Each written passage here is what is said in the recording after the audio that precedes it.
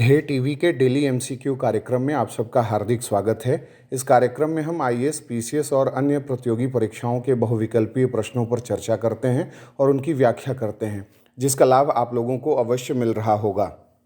तो आइए शुरू करते हैं आज का पहला सवाल। एपेक क्षेत्रीय संगठन के संबंध में निम्नलिखित कथनों पर विचार करें। पहला, अमेरिका ने वर्ष 2023 में एपेक समिट को अपने यहाँ आयोजित करने का प्रस्ताव किया है। दूसरा, एपेक का मुख्यालय थाईलैंड के बैंकॉक में स्थित है। उपरोक्त में से कौन से कथन सत्य हैं? ए केवल एक, बी केवल दो, सी एक और दो दोनों, या फिर डी न तो एक न ही दो।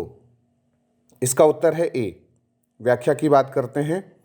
अमेरिका की उपराष्ट्रपति कमला हैरिस ने कुछ समय पूर्व सिंगापुर में आयोजित एक समारोह में अमेरिकी राष्ट्रपति की तरफ से यह प्रस्ताव किया है कि वह वर्ष 2023 में एपेक समिट को आयोजित करने की मंशा रखते हैं।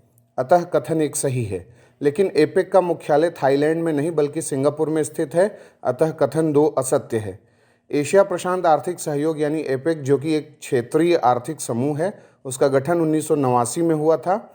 एपेक अर्थव्यवस्थाएं पिछले कुछ वर्षों से बढ़ी हैं, जिनमें विश्व की जनसंख्या का 43%, विश्व के सकल घरेलू उत्पाद यानी जीडीपी का 57% और विश्व व्यापार का 47% है। अब बात करते हैं दूसरे सवाल की। नीलगिरी ताहर के संबंध में निम्नलिखित कथनों पर विचार करें। पहला, यह केरल का राज्य पशु है जिसे आईयूसीएन ने संकटापन्न का दर्जा दिया हुआ है। दूसरा, यह भारत के वन्यजीव संरक्षण अधिनियम 1972 के तहत शेड्यूल 2 जीव है। उपरोक्त में से कौन से कथन सत्य हैं? ए केवल एक, बी केवल दो, सी एक और दो दोनों, या फिर डी न तो एक न ही दो। इसका उत्तर है ए। अब जानते हैं कि ये चर्चा में क्यों है और ये सवाल क्यों बनाया गया।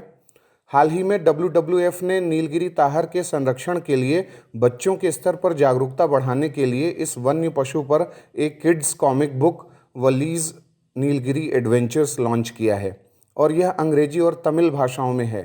नीलगिरी ताहर को नीलगिरी आइबेक्स या सिर्फ आइबेक्स के नाम से भी जाना जाता है। नीलगिरी ताहर भारत के तमिलनाडु और केरल राज्यों में नीलगिरी पर्वत और पश्चिमी घाट के दक्षिणी भाग में रहने वाला जंगली प्राणी है और इसे स्थानीय बोलचाल में नीलगिरी साकिन या केवल साकिन भी कहते हैं। आईयूसीएन ने इसे अपने रेड डेटा लिस्ट में एंडेंजर्ड यानी संकटापन्न की श्रेणी में रखा है। इसका वैज्ञानिक नाम नीलगिरी टेग्रस हिलोक्रियस है और यह तमिलनाडु का राज्य पशु है जो समूह में रहना पसंद करता है। यह एक प्रकार की जंगली बकरी है जिसका वजन आमतौर से 80 से 100 किलोग्राम तक होता है और यह कंधे तक इसकी ऊंचाई 39 से 42 इंच तक होती है।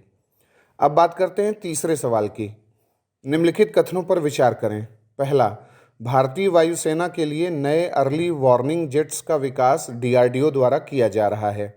दूसरा ऑप्शन, भारत के पास अभी तक अपना स्वदेशी airborne early warning and control system विकसित नहीं किया जा सका है।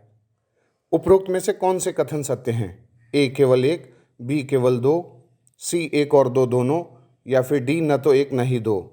इसका उत्तर है ए।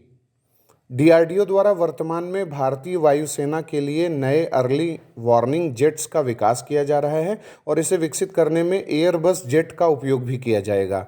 हाल ही में भारत के कैबिनेट कमिटी ऑन सिक्योरिटी ने इस प्रोजेक्ट की मंजूरी डीआरडीओ को दे दी है और यह 11,000 करोड़ रुपए की परियोजना है। भारत का पहला स्वदेशी airborne early warning and control system नेत्र था, जिसे 2017 में डीआरडीओ ने विकसित किया था और डीआरडीओ ने इसे फरवरी 2017 में भारतीय वायुसेना को सौंपा था। महत्वपूर्ण बात यह है कि इसे ब्राज़ील के एम्ब्रेयर 145 जेट के तर्ज पर विकसित किया गया था। अब बात करते हैं चौथे सवाल की। हाल ही में सुर्खियों में रहा बुद्धा वनम प्रोजेक्ट भारत के किस राज्य में चलाया जा रहा है? ए सिक्किम, बी अरुणाचल प्रदेश, सी तेलंगाना, या फिर डी आंध्र प्रदेश।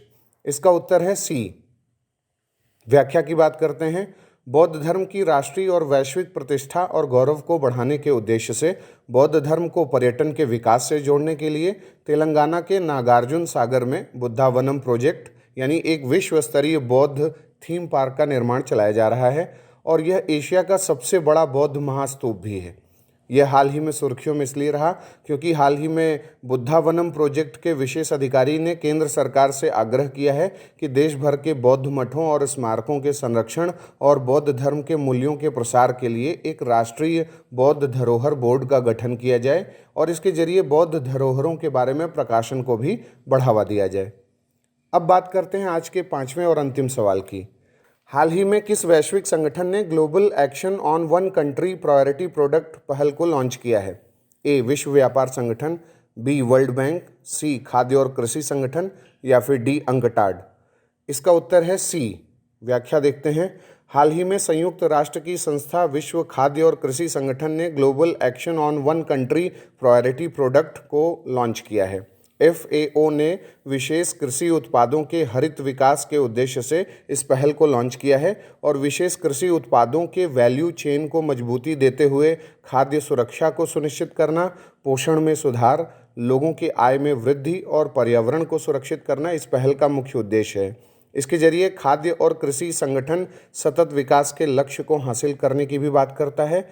निर्धनता और भूखमरी उन्मूलन UN द्वारा तय किए गए प्रमुख SDG यानी सतत विकास लक्ष्य हैं, जिन्हें कृषि क्षेत्र के विकास और उसमें सुधार के बिना प्राप्त नहीं किया जा सकता।